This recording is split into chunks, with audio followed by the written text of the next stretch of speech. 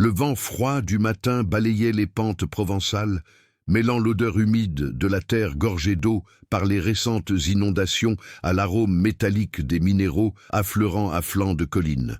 Jacques Moreau, biologiste de 37 ans, descendait prudemment le sentier boueux en équilibre sur les racines glissantes et les pierres instables.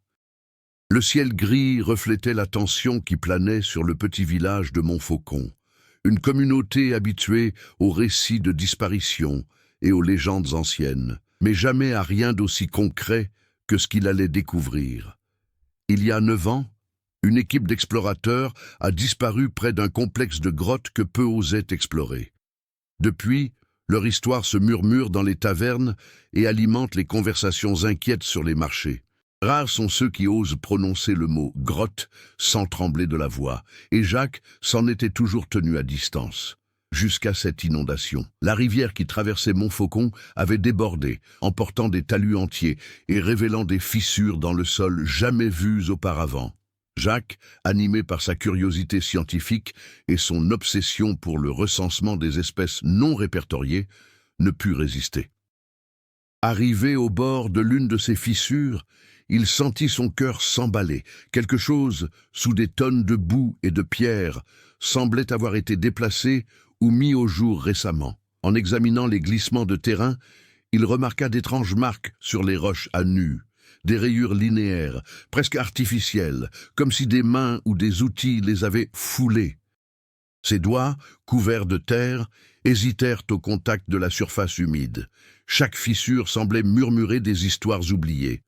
Il savait qu'il était sur le point de faire une découverte capitale, quelque chose qui pourrait réécrire le cours de ses 9 années. De l'autre côté du glissement de terrain, une silhouette familière apparut, Lucien, ancien guide de spéléologie de la région et ami de Jacques. Mais quelque chose clochait. Lucien avait maigri, le regard dur et désespéré, comme s'il portait des secrets inavouables. Il fixa Jacques un instant qui parut une éternité et se contenta de dire « Tu n'as rien à faire ici ». Le conflit entre la curiosité scientifique et l'instinct de survie prudent surgit immédiatement. Jacques voulait progresser, explorer, consigner chaque détail. Lucien voulait protéger, dissimuler ce que la boue et le temps avaient enfoui. L'atmosphère entre eux était tendue, un affrontement de desseins qui promettait de déclencher des événements imprévus. Alors qu'ils approchèrent de l'ouverture nouvellement apparue dans la colline, Jacques remarqua des détails que personne n'avait jamais consignés. Des fragments de vieilles cordes, des bottes usées à moitié enfouies, des traces d'outils improvisés, autant d'indices que la disparition des explorateurs n'était pas accidentelle. Une montée d'adrénaline le parcourut, mêlée à une pointe de peur. Il pouvait s'agir d'une simple découverte archéologique ou de quelque chose de bien plus sinistre. Tandis que la boue se retombait encore, de faibles bruits s'échappèrent de la cavité nouvellement mise au jour. Un goutte-à-goutte régulier, des pas légers, ou simplement le fruit de son imagination. Jacques s'avança, lampe torche prête, appareil photo en main, chaque pas assuré mais prudent. Il avait besoin d'enregistrer, de documenter, de comprendre, mais il craignait aussi ce qu'il pourrait découvrir. La tension monta d'un cran lorsque, au fond de la crevasse, des silhouettes humaines émergèrent des décombres. Jacques déglutit difficilement. Son instinct scientifique réclamait des recherches, son instinct humain, la prudence.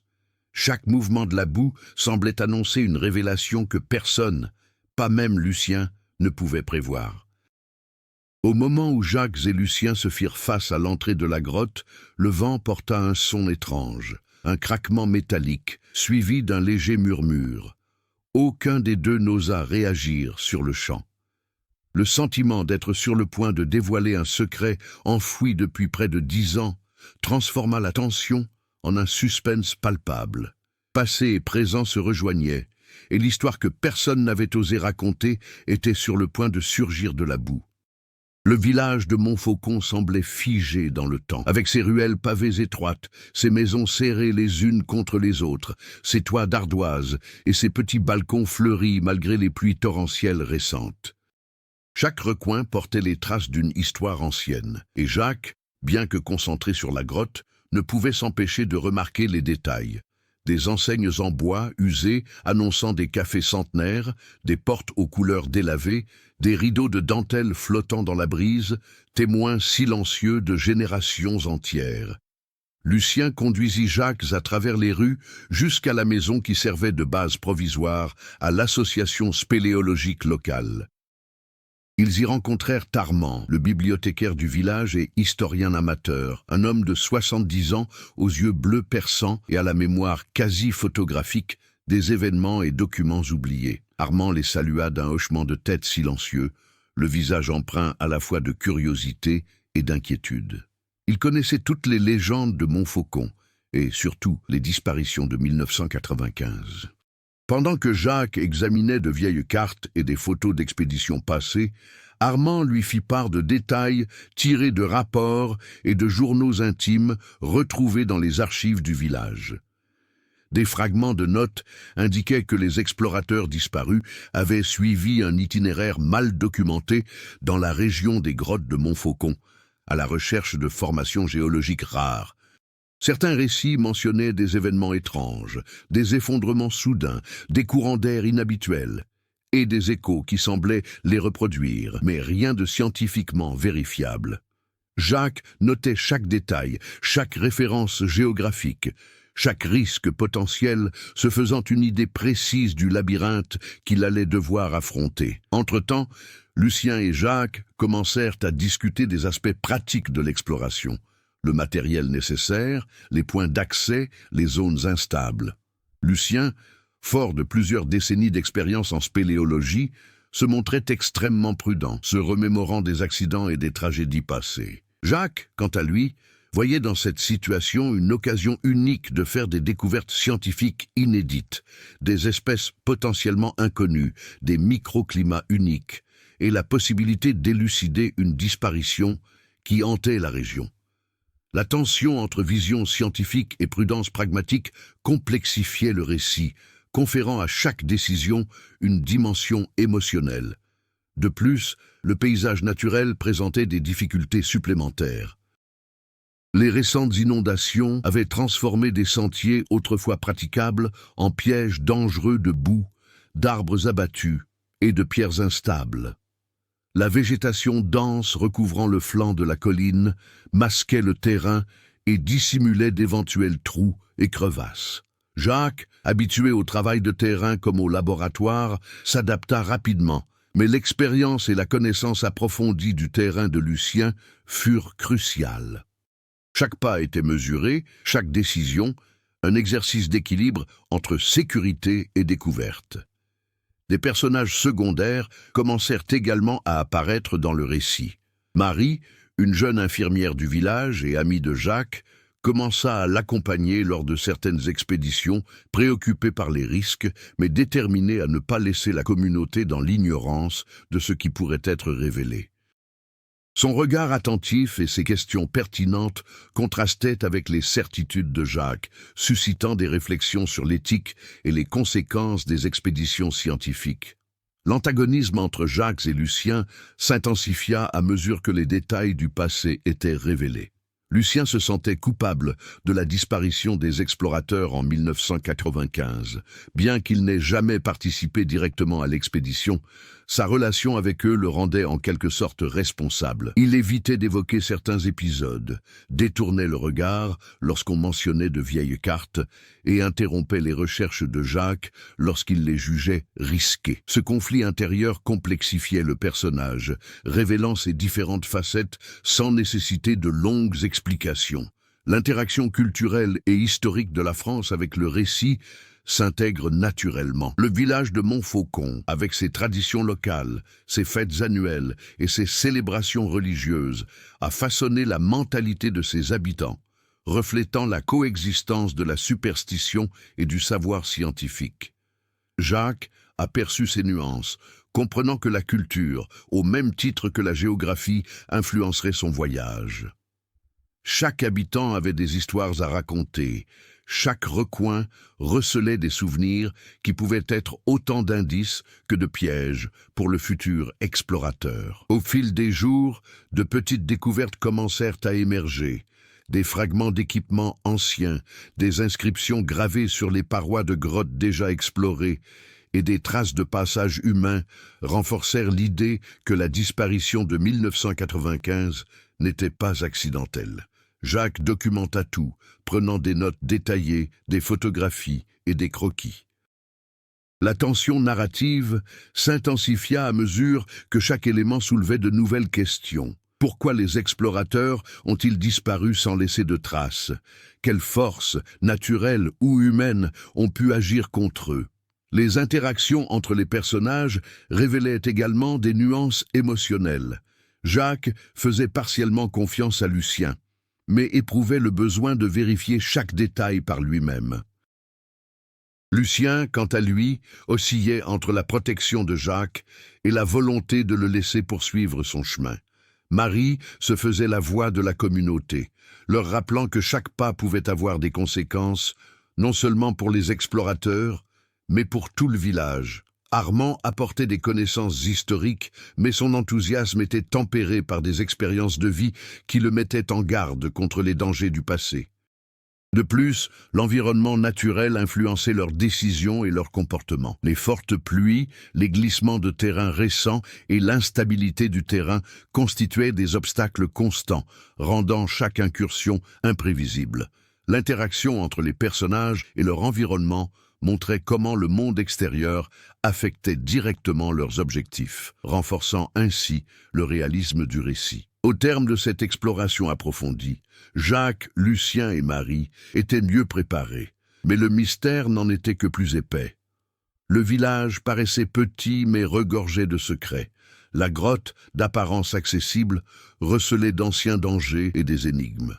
Le cadre français, avec sa géographie, son climat et sa culture, n'était pas un simple décor, mais une partie intégrante de l'intrigue, influençant les décisions, les tensions et les relations. Jacques sentait le poids de la responsabilité s'alourdir à chaque pas qu'il faisait vers l'entrée de la grotte nouvellement découverte.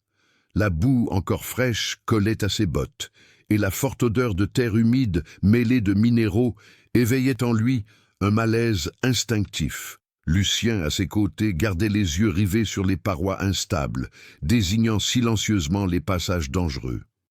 Chaque éboulement semblait murmurer des souvenirs d'un passé que personne ne souhaitait revivre, tandis que les échos de la forêt, désormais gorgés d'eau, renforçaient le sentiment d'isolement. Dès leur première incursion plus profonde, ils se heurtèrent à un obstacle inattendu. Un tunnel secondaire était partiellement obstrué par des rochers et des troncs d'arbres emportés par la crue. Déterminé, Jacques tenta de dégager les obstacles avec des outils de fortune. Mais chaque tentative semblait insuffisante. Lucien le mit en garde, lui faisant remarquer que des gestes imprudents pouvaient provoquer des effondrements. La tension entre les deux hommes s'intensifia. Jacques privilégiait le progrès scientifique, Lucien la prudence et la sécurité. Cette divergence de priorité n'était pas qu'un simple conflit d'ego. Elle reflétait le dilemme central du récit. Curiosité contre prudence, découverte contre risque.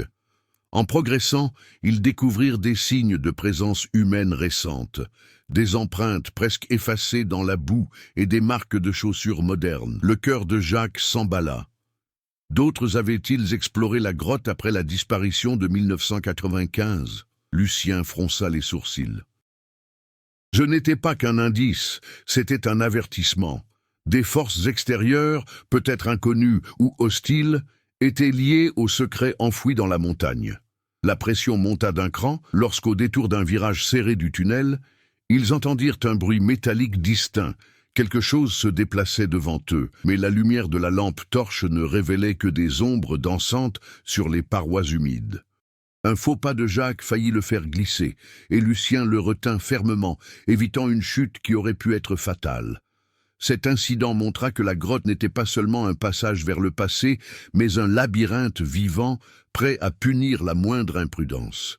Des personnages secondaires furent également intégrés au conflit. Marie, inquiète pour la sécurité de Jacques, insista pour rester à l'entrée, mais finit par s'impliquer lorsqu'elle entendit un appel lointain, peut-être humain, peut-être un écho provenant de l'intérieur même de la grotte. Sa présence créa une tension émotionnelle. Elle incarnait le lien avec la communauté, rappelant à Jacques que chaque action avait des conséquences qui dépassaient le simple intérêt scientifique. Son courage à avancer, malgré la peur, ajouta une dimension humaine au conflit, contrebalançant la rationalité de Jacques et la prudence de Lucien. En explorant les galeries secondaires, ils découvrirent des objets qui semblaient appartenir aux explorateurs disparus.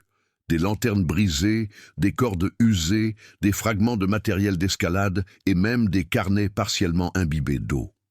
Chaque découverte épaississait le mystère. Certains indices laissaient penser que quelqu'un avait tenté de consigner son itinéraire avant de disparaître, mais rien n'expliquait où les explorateurs s'étaient volatilisés. Jacques analysa chaque détail, relevant les traces d'usure, les marques d'utilisation et la direction probable de la fuite ou de la chute.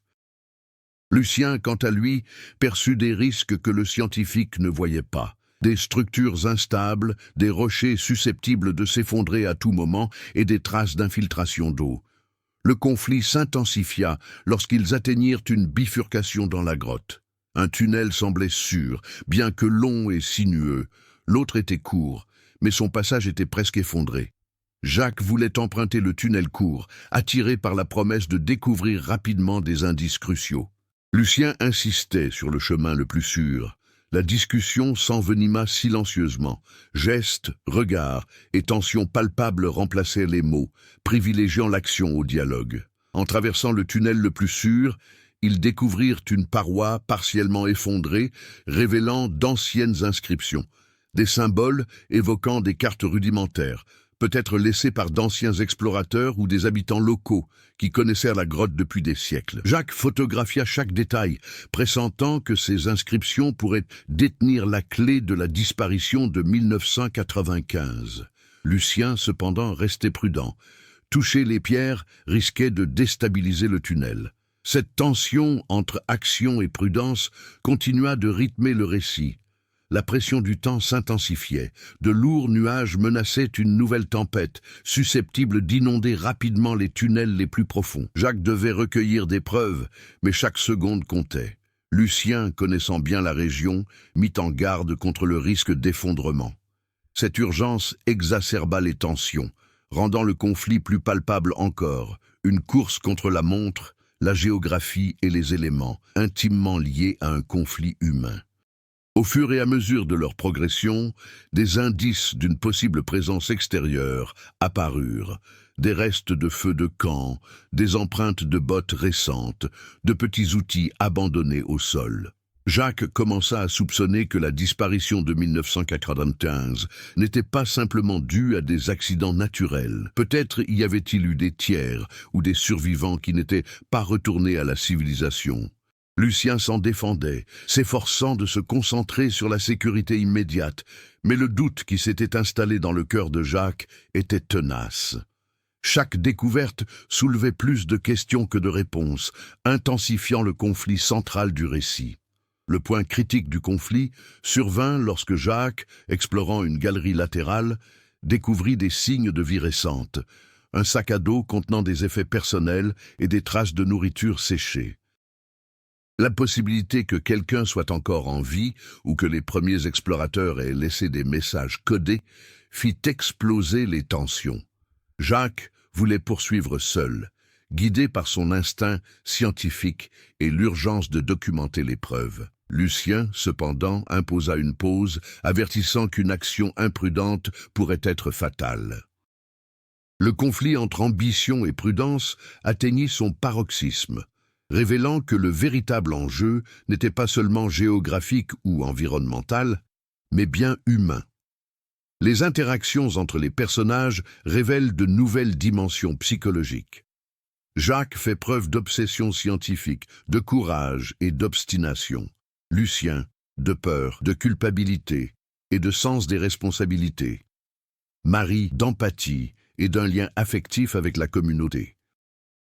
Chaque obstacle renforce ses traits de caractère, conférant au conflit une profondeur nouvelle. La grotte, avec ses pièges naturels et les traces du passé, agit comme un catalyseur pour l'évolution de chacun. À la fin de la troisième partie, le conflit principal est clairement établi. Jacques veut découvrir la vérité et aller de l'avant rapidement.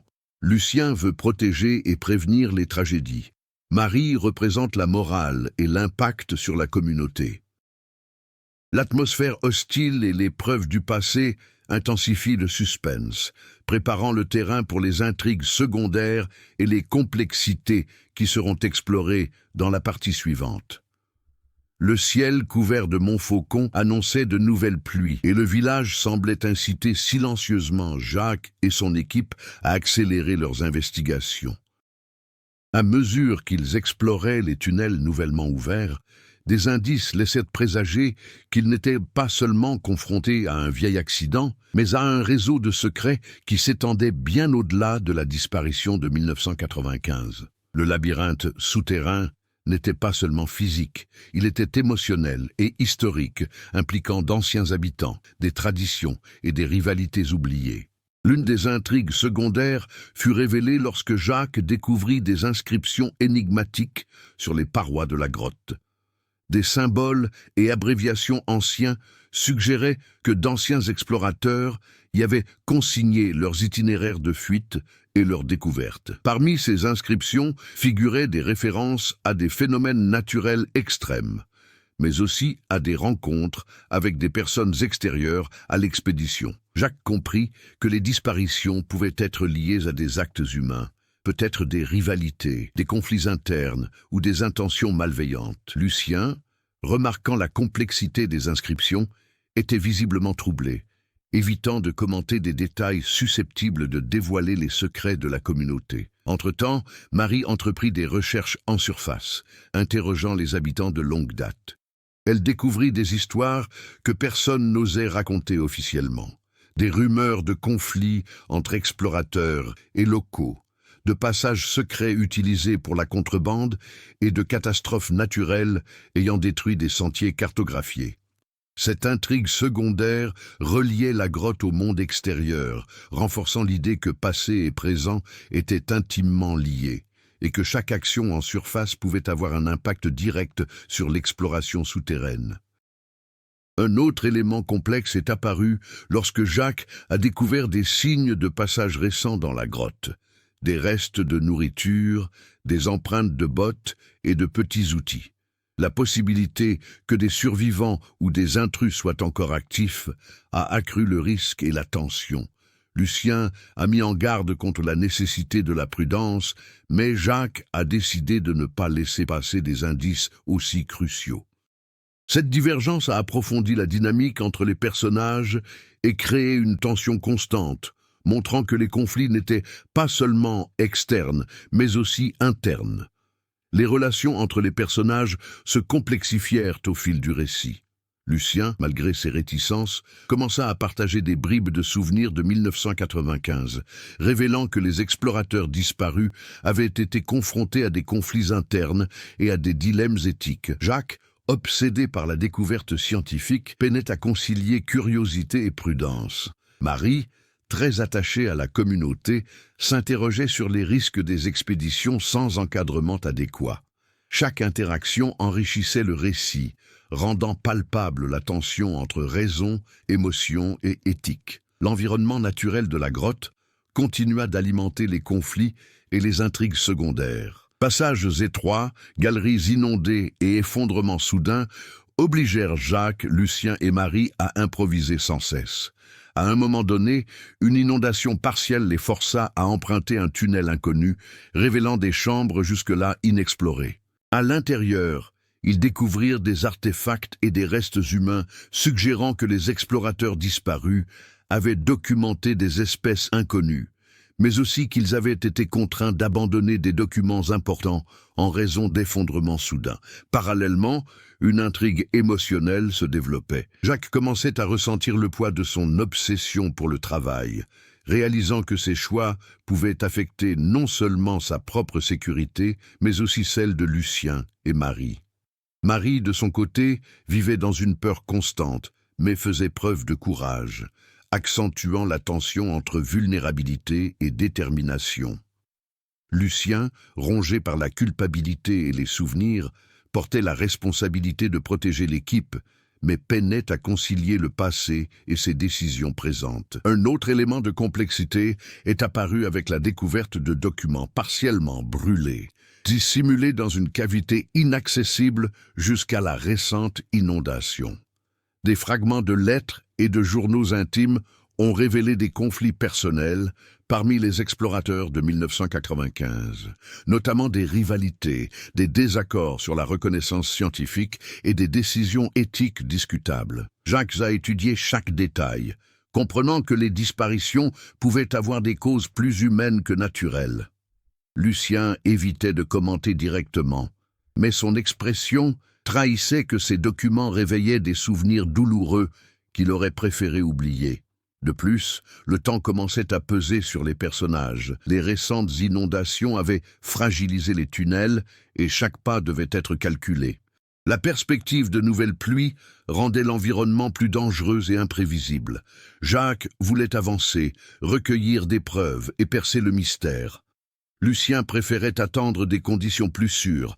Marie, quant à elle, jonglait entre les préoccupations émotionnelles et pragmatiques, rappelant à tous que la sécurité de l'équipe était essentielle à la communauté. Le rythme du récit s'accéléra, mêlant urgence, danger et révélation. En explorant plus profondément, ils découvrirent un passage secret reliant une chambre intérieure à un ancien abri à outils. Parmi les objets trouvés, ils trouvèrent des éléments indiquant la présence de personnes extérieures à l'expédition initiale. Des sacs en cuir, des lampes torches modernes et des registres d'entrée récents. Cette révélation reliait l'intrigue actuelle à la disparition de 1995, suggérant que quelqu'un souhaitait préserver le secret de la grotte ou l'explorer avant l'équipe de Jacques. La tension monta, renforçant l'impression que les personnages étaient confrontés à des forces qui les dépassaient. Les interactions entre Jacques, Lucien et Marie s'intensifièrent à mesure que chaque décision comportait des risques croissants. Jacques, animé par la curiosité scientifique et un sentiment d'urgence, insistait pour aller de l'avant. Lucien tentait de freiner les décisions impulsives en leur rappelant les catastrophes passées. Marie, quant à elle, apportait un équilibre au groupe, prodiguant des conseils pratiques et interrogeant les limites éthiques de l'exploration. Chaque intrigue secondaire, à la fois émotionnelle et pratique, s'entremêlait au conflit principal, renforçant le suspense et le réalisme du récit. Jacques était de plus en plus absorbé par les détails de la grotte, éclairant les galeries de sa lampe torche, tout en notant chaque symbole, chaque marque laissée par des mains humaines dans le passé. L'air était humide, chargé d'une forte odeur de terre et d'autre chose d'indéfinissable, quelque chose qui le faisait plisser les yeux d'alerte. Lucien suivait, plus tendu que jamais, les mains toujours prêtes à rattraper Jacques au moindre faux pas. Marie restait à l'arrière, notant tout dans un carnet improvisé et gardant son calme, mais son cœur s'emballait à chaque pas vers une chambre toujours plus profonde. Au détour d'un virage serré, Jacques trébucha sur quelque chose à moitié enfoui dans la boue. Il se baissa et le dégagea avec précaution, une boîte en métal rouillé dont les inscriptions étaient presque effacées par le temps. L'objet semblait déplacé, comme s'il avait été déposé là récemment, malgré la rouille qui témoignait d'années d'exposition aux intempéries. Enthousiaste, Jacques souleva délicatement le couvercle et découvrit un ensemble d'objets. Des journaux intimes, des photographies usées et un bocal scellé contenant une matière organique qu'il ne put identifier au premier coup d'œil. Le cœur de Jacques s'emballa. Il ne s'agissait pas seulement des vestiges d'une ancienne expédition, il y avait autre chose. Lucien les regarda avec suspicion, remarquant que la boîte semblait récente, comme si quelqu'un y avait déposé les objets peu avant la découverte. Marie examina les photographies, des images d'explorateurs datant de 1995, mais aussi de silhouettes inconnues, certaines dans des poses suspectes, d'autres semblant dissimuler quelque chose. Une photographie, en particulier, attira son attention. Elle montrait l'entrée de la grotte avec une marque récente dans la boue, une marque qui n'aurait pas dû être là depuis des années. Le tournant décisif survint lorsque, en examinant les carnets, Jacques découvrit une note énigmatique, datée de quelques jours auparavant. Quelqu'un était récemment retourné à la grotte, y laissant des indices et des messages codés indiquant l'emplacement d'un objet difficile à trouver.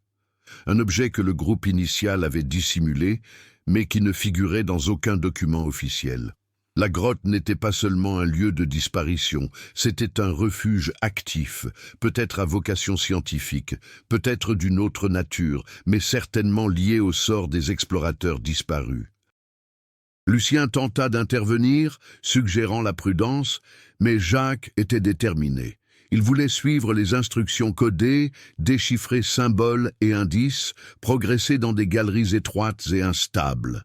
À chaque pas, la tension montait, des pierres se détachaient, l'eau ruisselait des murs, l'air devenait plus raréfié et plus lourd.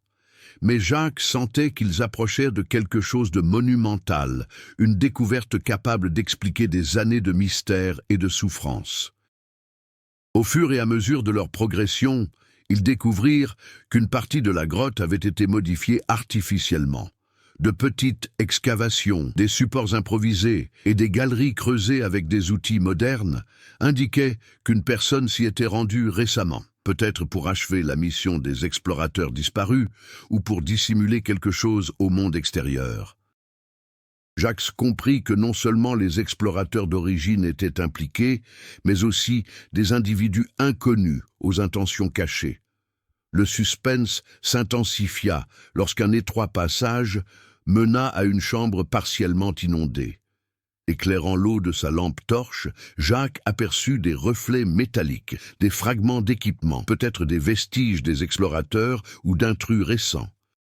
À mesure qu'ils s'approchaient, ils entendirent un son étouffé, presque imperceptible, qui semblait provenir du fond de l'eau. Lucien se figea, reconnaissant la nature du bruit.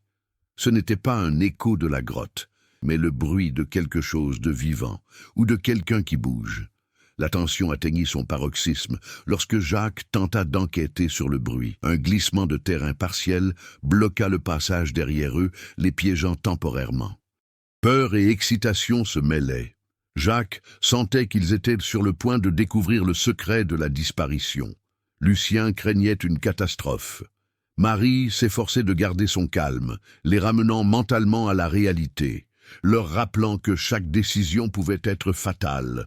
Alors, au milieu de la chambre inondée, un événement inattendu se produisit. Une silhouette émergea partiellement de l'eau. Non pas un spectre ou une légende urbaine, mais un être vivant, un homme visiblement affaibli qui semblait avoir passé des années caché. Il portait des documents, des journaux intimes et des fragments d'équipement, indiquant qu'il avait survécu à l'effondrement de 1995 grâce à un mélange d'habileté et de chance. Sa présence changea radicalement la perception du conflit.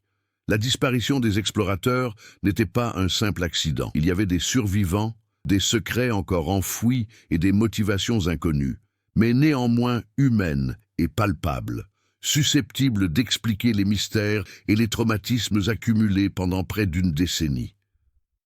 Jacques s'approcha prudemment, proposant son aide.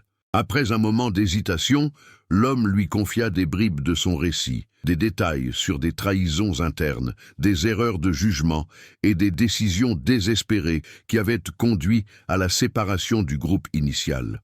Il mentionna également la présence de tiers surveillant la grotte, désireux de s'emparer d'informations précieuses concernant les découvertes scientifiques et les itinéraires sûrs. Le récit prit alors un tournant décisif. La quête scientifique de Jacques se transforma en une course contre la montre pour protéger les survivants, documenter les preuves et affronter des forces humaines inconnues. L'impact psychologique de ce tournant fut profond. Jacques prit conscience que sa quête de savoir avait désormais des implications éthiques et morales immédiates. Lucien se confronta au passé, se remémorant des décisions qui auraient pu sauver des vies. Marie comprit que la communauté dépendait de sa prudence et de son courage. Le récit, jusque-là centré sur le mystère et la tension, commença à intégrer une dimension émotionnelle d'urgence et de responsabilité, captivant davantage le lecteur. Alors que le groupe se réorganisait pour gérer la présence du survivant, de nouveaux défis surgirent. Des éboulements instables, des tunnels inondés et la nécessité de mettre l'homme en sécurité. Chaque décision devait être mûrement réfléchie. Chaque pas pouvait être fatal. Ce tournant révéla non seulement des secrets, mais transforma aussi la dynamique entre les personnages, exacerbant les conflits internes et externes et préparant le terrain pour les conséquences dramatiques à venir. Le dénouement approchait, mais le tournant narratif garantissait le suspense et l'imprévisibilité de l'histoire. La disparition de 1995, les mystères de la grotte, la présence de survivants et l'intervention de forces extérieures créèrent un contexte où chaque choix aurait des conséquences, chaque action aurait des répercussions, et le suspense demeurait constant. La perception du lecteur changea.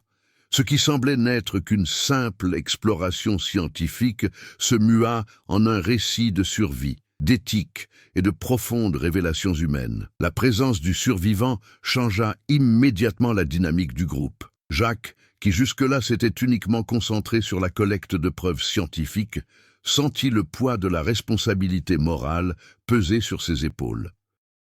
Chaque décision influençait désormais non seulement les connaissances qu'il pouvait acquérir, mais aussi la vie de quelqu'un qui avait échappé au même sort que les explorateurs de 1995. Lucien, quant à lui, rongé par la culpabilité depuis près de 10 ans, se retrouva enfin confronté aux fantômes du passé. Marie les observait, tentant de concilier sa propre peur et le besoin de protéger chacun, consciente que chaque pas pouvait mener au désastre ou à la rédemption. Le survivant, épuisé et déshydraté, révéla des détails qui bouleversèrent le récit.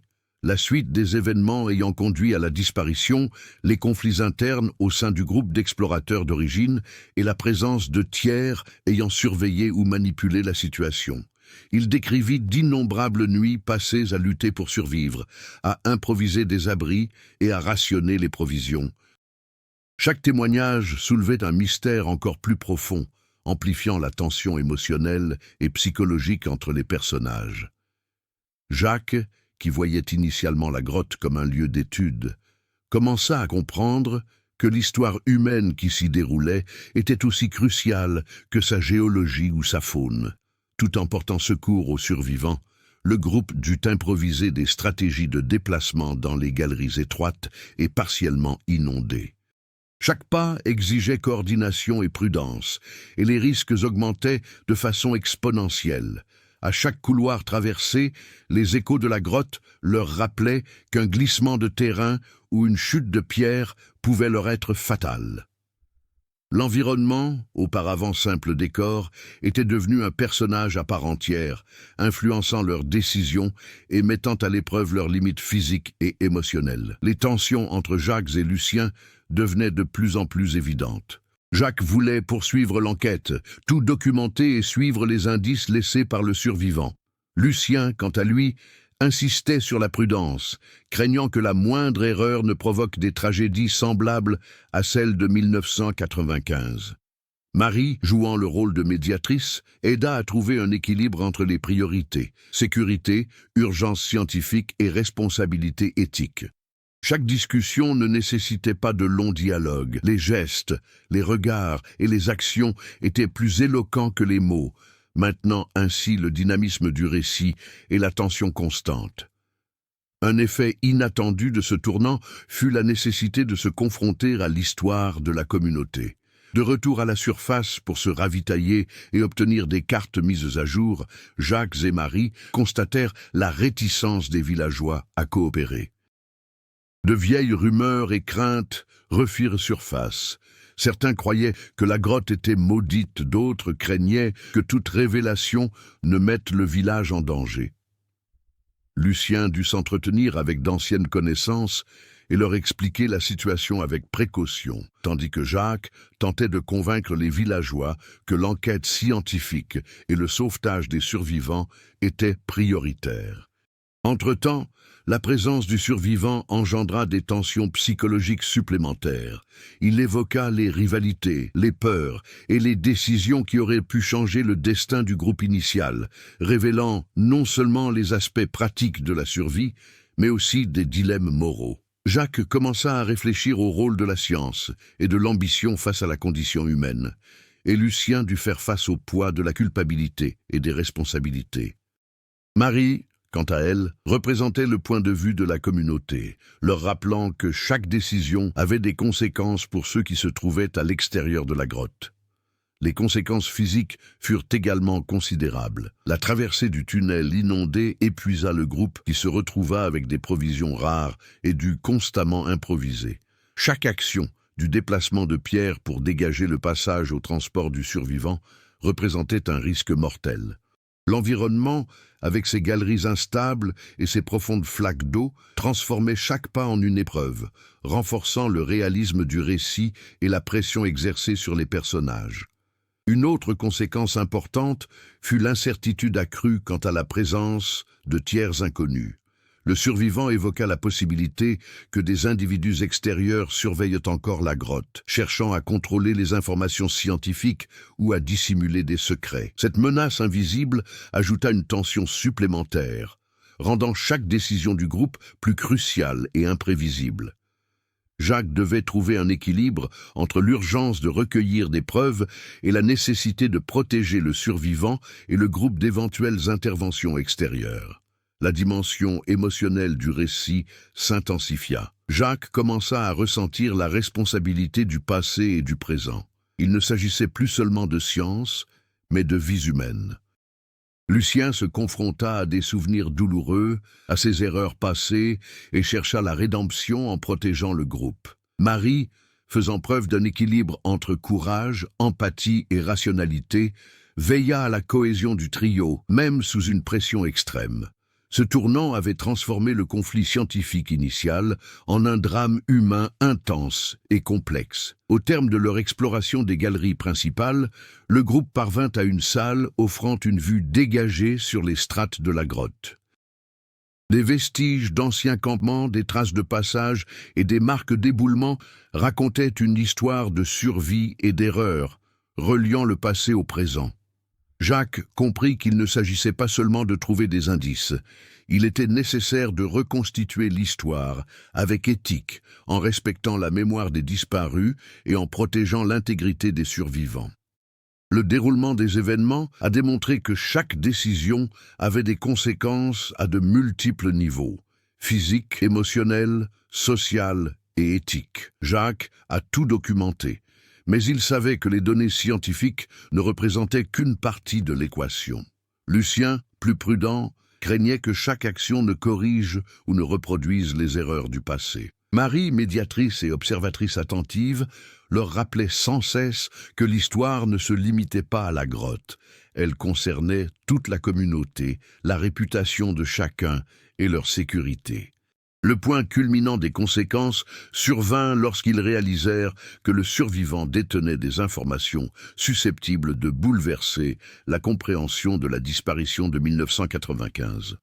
Des cartes secrètes, des journaux de bord d'expédition et des indices sur l'emplacement d'autres artefacts importants à l'intérieur de la grotte. Le récit, jusque-là dominé par le suspense physique, s'enrichit alors d'une urgence morale et intellectuelle. Chaque personnage devait décider rapidement de ce qu'il allait révéler, comment agir et comment assurer la sécurité de tous, tandis qu'il progressait dans les galeries de plus en plus dangereuses.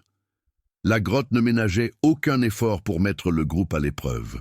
Chaque pas de Jacques, Lucien et Marie était calculé, chaque respiration plus lourde que la précédente. La pluie incessante ruisselait le long du plafond, transformant les galeries autrefois solides en étroits ruisseaux, et la boue accumulée rendait la progression lente et périlleuse. Malgré ces conditions difficiles, les trois hommes devaient avancer. Le survivant comptait sur eux. Il fallait percer les secrets de la disparition de 1995, et l'occasion de documenter des découvertes scientifiques exceptionnelles était trop belle pour être manquée. Jacques, habitué à travailler en laboratoire, comprit rapidement que la théorie ne tenait pas face au chaos naturel de la grotte. Pour progresser, il dut adapter ses méthodes, improviser des supports avec des branches et des cordes et créer des systèmes de balisage pour ne pas se perdre dans le dédale de galeries. Chaque échec était pour lui une leçon. Il cessa d'être un simple observateur et devint un homme pragmatique, apprenant à concilier sécurité, observation et enregistrement. Lucien, rongé par la culpabilité depuis près de 10 ans, trouva dans cette situation l'occasion de se réconcilier avec lui-même. Il assuma des responsabilités qu'il avait jusque-là fuies, guidant Jacques et Marie avec précision, mais aussi laissant le groupe prendre des décisions lorsqu'il savait pouvoir faire confiance aux capacités de chacun. Lucien commença à comprendre que son passé ne devait pas définir son présent. Agir avec prudence n'était pas synonyme d'inaction, et protéger n'était pas synonyme de peur. Sa transformation se refléta dans des gestes de leadership discret, dans sa capacité à déléguer et à faire confiance, et dans le courage d'affronter les zones de la caverne qui l'effrayaient lui-même. Marie, quant à elle, a fait preuve d'une grande maturité en assumant des rôles qu'elle n'avait jamais imaginés. Elle a commencé à organiser le matériel, à surveiller les conditions de sécurité et à consigner les preuves de manière plus systématique, devenant ainsi indispensable à l'équipe.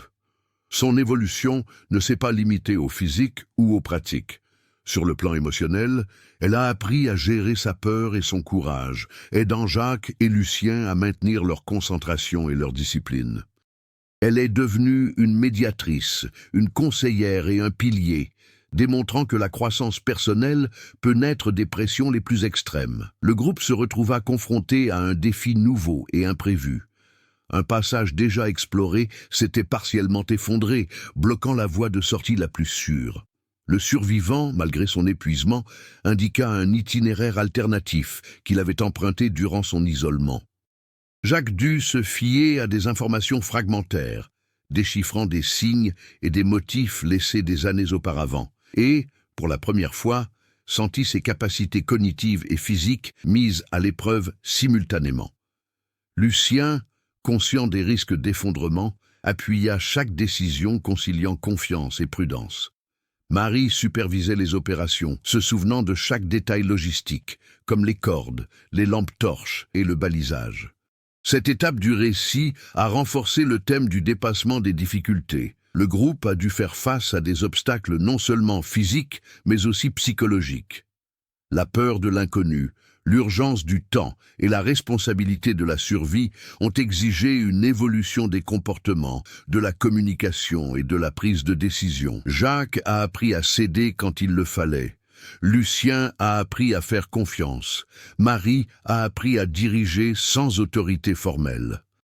Chacun a changé, et ces transformations se sont traduites par des actions concrètes au sein de la grotte.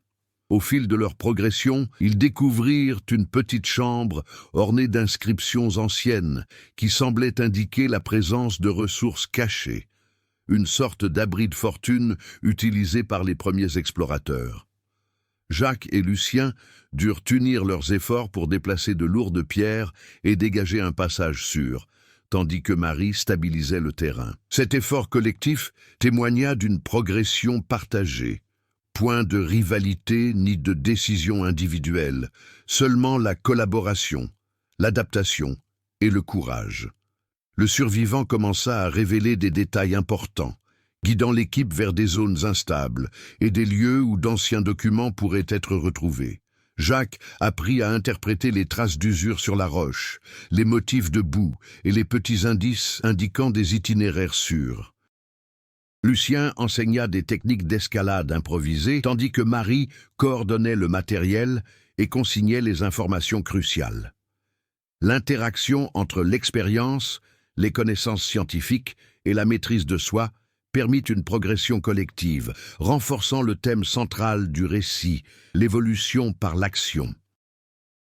Un moment crucial survint lorsque Jacques dut prendre la décision la plus difficile qu'il ait eue jusqu'alors, traverser un tunnel partiellement inondé, susceptible d'accélérer la découverte d'artefacts et de documents essentiels, mais présentant un risque d'effondrement important.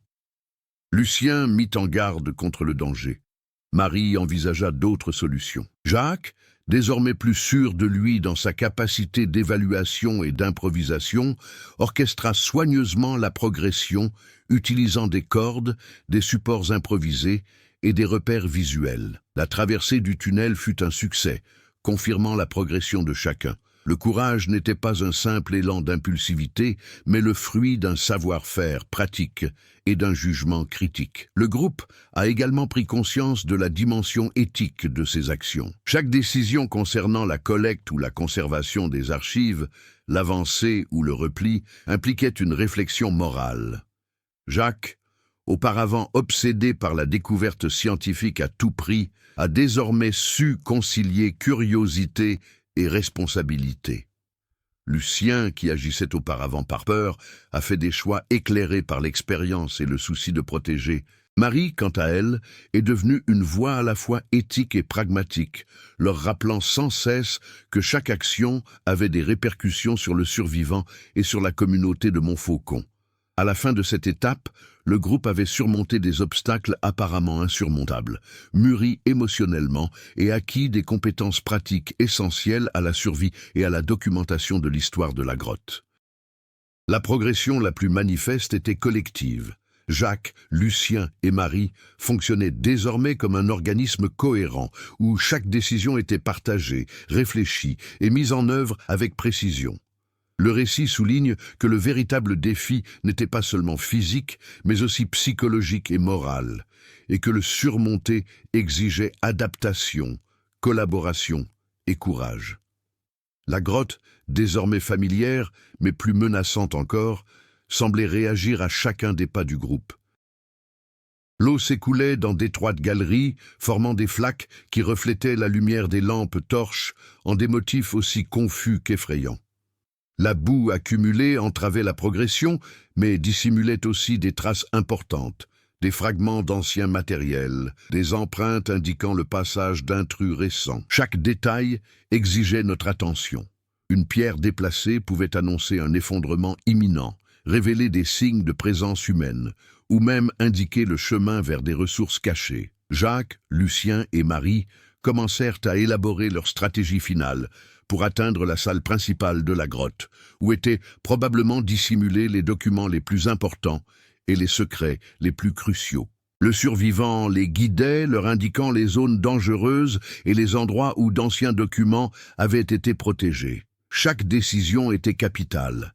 Se précipiter pouvait provoquer des accidents, tandis qu'hésiter risquait de permettre à d'éventuels intrus de les devancer. Le suspense s'intensifiait à chaque couloir et l'urgence rendait le récit poignant. Pour optimiser leur progression, les membres du groupe se sont répartis les tâches. Jacques était chargé de documenter les signes et les traces, d'établir des schémas mentaux et de réaliser des reportages photographiques détaillés. Lucien a pris en charge la sécurité physique, évaluant la stabilité des tunnels et improvisant des supports dans les zones instables. Marie, devenue une médiatrice expérimentée, coordonnait le matériel, supervisait le rythme d'avancement de l'équipe et veillait au moral des troupes. Cette répartition des responsabilités reflétait la progression de chacun dans les domaines précédents, consolidant ainsi leurs compétences et leur confiance. Au fil de leur progression, ils découvrirent de nouvelles traces de présence humaine récentes. Des empreintes de bottes, des fragments d'outils modernes et de petites lanternes abandonnées. Jacques comprit qu'ils n'étaient pas seuls et que des forces extérieures pouvaient les observer ou intervenir. La pression monta. La tension entre le risque et le besoin de découvrir atteignit son paroxysme, préparant le terrain pour le dénouement. Lucien maintint sa prudence, mais fit désormais davantage confiance aux décisions de Jacques, reconnaissant ses progrès tant pratiques que scientifiques.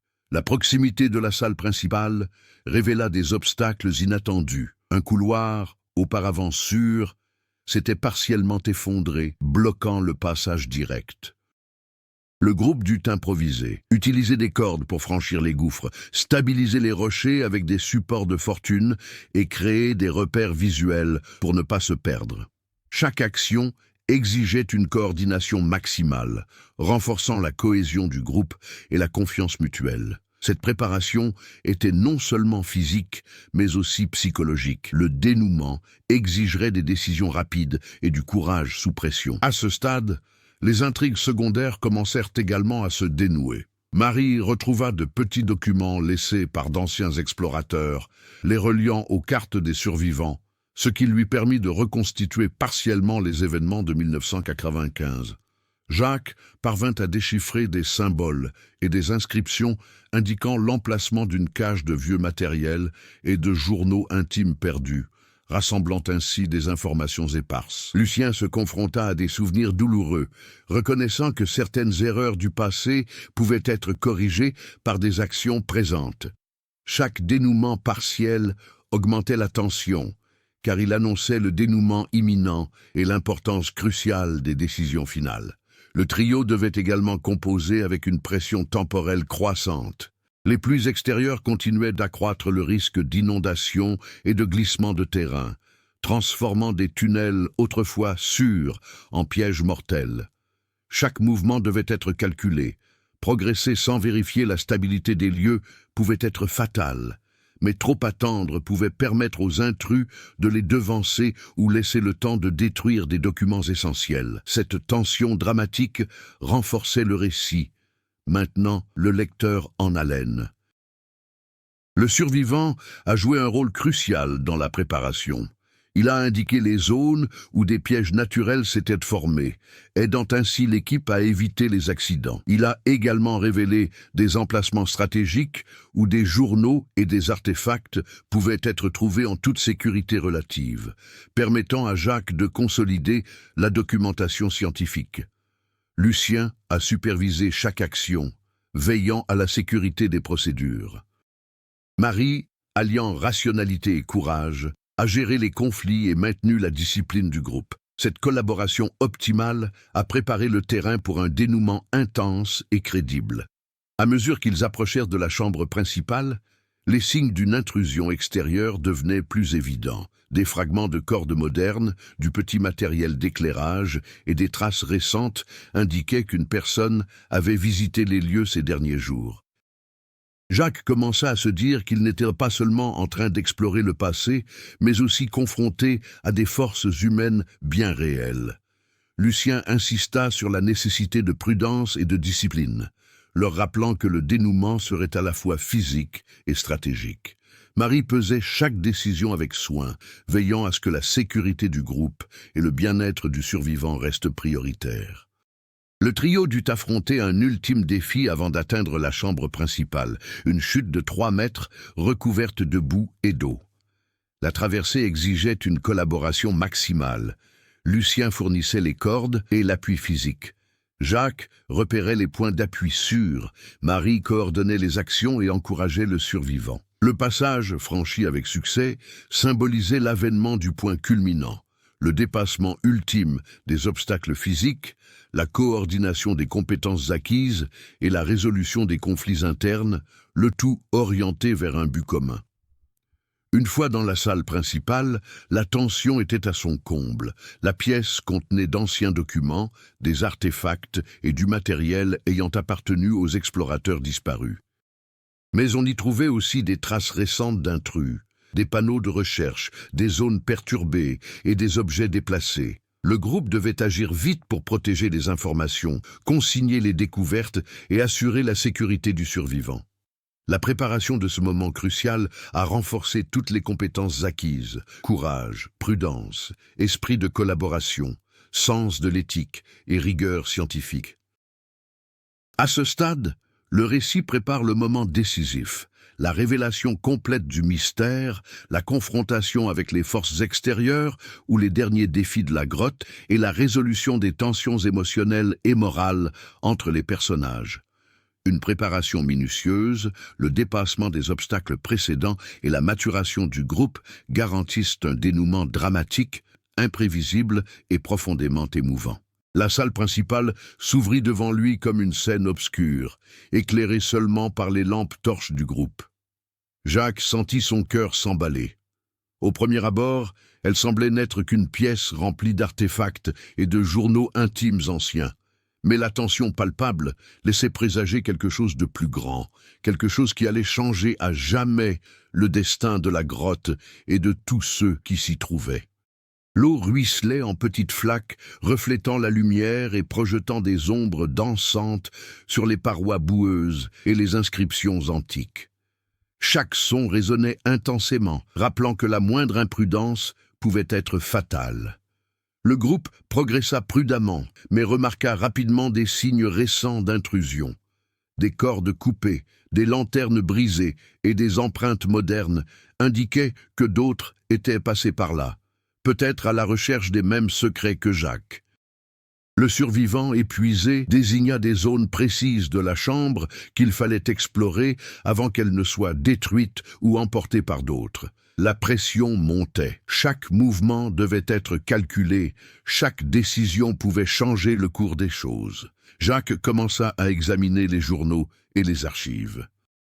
Il y découvrit des informations cruciales sur le sort des explorateurs de 1995, des voies d'évacuation alternatives, des signaux codés et des récits détaillés de leurs tentatives de survie lors de l'inondation. Mais le véritable choc fut la découverte de notes récentes, probablement d'intrus revenus dans la grotte, indiquant que certains des secrets les plus précieux risquaient d'être dérobés ou endommagés. La tension était à son comble. Il ne s'agissait plus seulement de découvertes, mais aussi de protéger le savoir et le survivant. Soudain, un craquement partiel résonna dans la salle. Des pierres se détachèrent et tombèrent près du groupe, soulevant poussière et eau, rappelant que la grotte restait imprévisible. Jacques réagit instinctivement, aidant le survivant à descendre, tandis que Lucien stabilisait les lampes torches et que Marie cherchait des points d'appui sûrs. Chaque geste témoignait de leur transformation. Le groupe n'était plus improvisé, mais efficace, résilient et coordonné. Le véritable tournant survint avec la découverte d'un compartiment caché, sous un plancher partiellement effondré. Jacques, à l'aide d'outils de fortune et suivant les instructions du survivant, retira soigneusement les pierres, révélant un passage secret. À l'intérieur, ils trouvèrent du matériel, des archives intactes et des échantillons scientifiques qui corroboraient des découvertes uniques de 1995. Des espèces inconnues, des formations minérales rares et des descriptions détaillées de phénomènes naturels. Mais des traces d'intrusions récentes étaient également visibles. Des tentatives de falsification des archives, des traces d'équipements modernes, et des signes indiquant que quelqu'un avait essayé d'emporter des éléments de la collection. Le conflit atteignit son paroxysme humain. Un intrus surgit soudain à l'entrée du compartiment, armé uniquement dans le but d'empêcher la diffusion des archives. Jacques dut agir vite. Sans recourir à la violence, il fit preuve de stratégie et de réactivité. Il bloqua des passages, créa des diversions à l'aide de lampes torches et tira parti de la topographie de la grotte pour contrôler l'espace. Lucien protégea le survivant, tandis que Marie coordonnait les mouvements et les positions. L'affrontement n'était pas seulement physique, mais aussi stratégique et émotionnel. Chaque action avait une conséquence directe sur la survie et la préservation des archives. La tension émotionnelle atteignit son paroxysme lorsque Jacques dut choisir entre sauver une partie des archives et assurer la sécurité du survivant. Il n'hésita qu'un instant. Son évolution l'avait transformé d'un scientifique obsédé en un leader soucieux de la vie humaine, au-dessus de toute ambition. Rapidement, il opta pour la sécurité, tandis que Lucien et Marie sécurisaient le compartiment et repoussaient l'intrus, finalement maîtrisé sans blessure grave. Cet acte, empreint de courage, d'intelligence et d'éthique, scella la transformation du protagoniste. Le dénouement a également révélé l'importance des intrigues secondaires. Les documents retrouvés ont établi un lien entre le passé de l'expédition de 1995 et les événements récents, mettant en lumière la présence d'intrus et la lutte pour un savoir perdu. Le survivant a livré les derniers détails, permettant à Jacques de reconstituer le puzzle de cette histoire. Il ne s'agissait pas seulement de disparition, mais aussi de rivalités humaines, de tentatives de dissimulation de découvertes et des conséquences de choix éthiques négligés. Le dénouement fut intense et satisfaisant. La grotte livra ses secrets, mais les protagonistes en ressortirent transformés. Jacques avait appris à concilier curiosité scientifique et responsabilité morale. Lucien s'était réconcilié avec son passé et avait assumé un rôle de leader pragmatique, et Marie avait consolidé son rôle de médiatrice et de pilier. Le groupe était désormais uni, prêt à documenter et à diffuser les découvertes de manière éthique, protégeant ainsi à la fois les survivants et les archives. En quittant la salle principale, ils méditèrent sur les leçons apprises. Le courage n'est pas impulsif, mais une action réfléchie.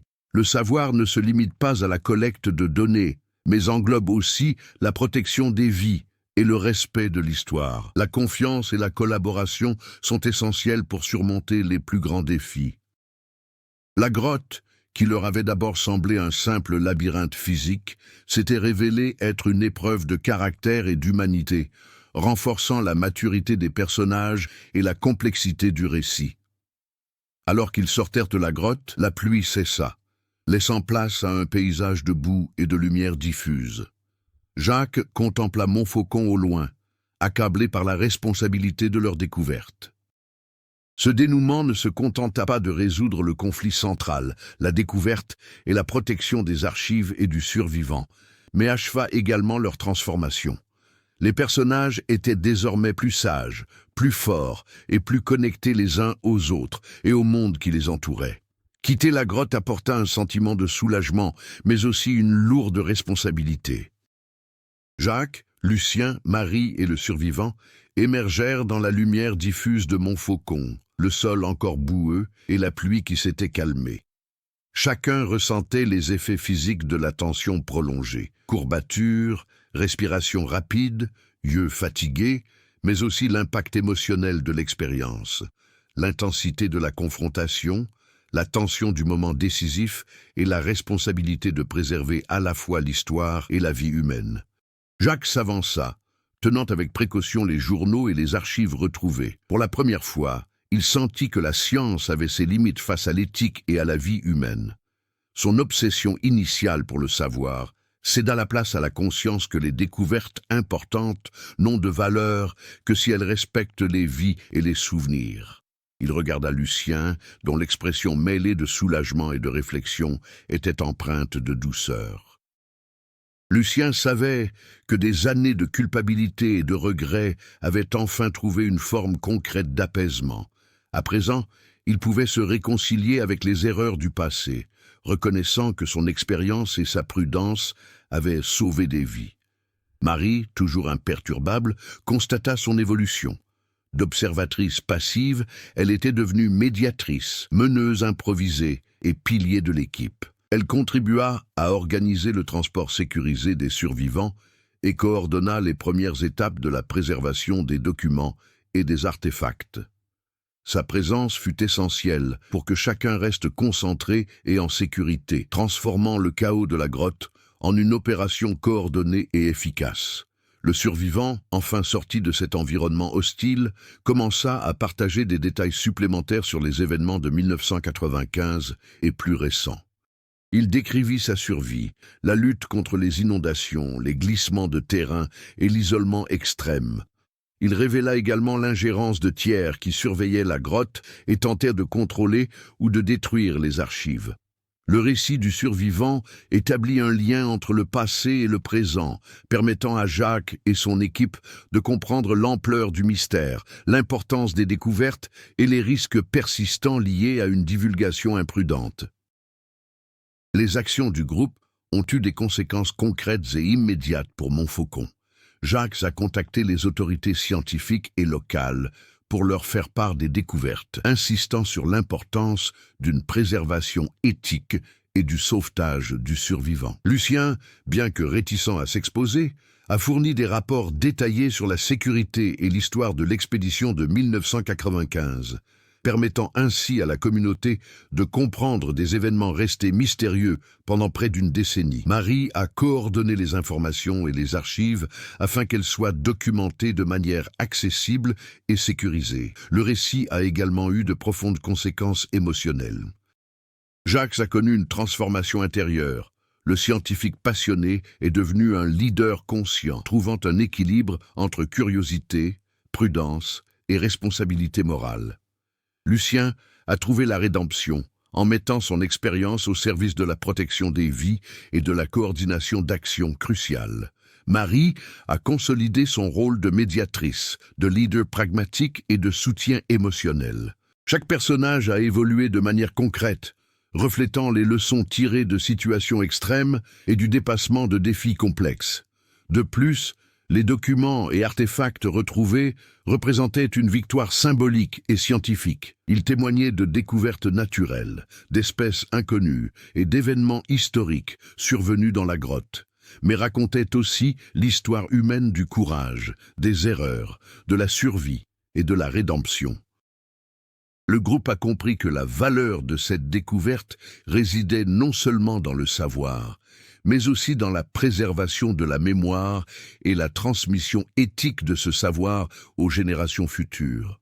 Tandis qu'il parcourait la dernière partie de la grotte, Jacques méditait sur la tension entre ambition scientifique et responsabilité morale. Chaque étape de l'expédition avait exigé des choix difficiles, et chaque décision avait un poids considérable.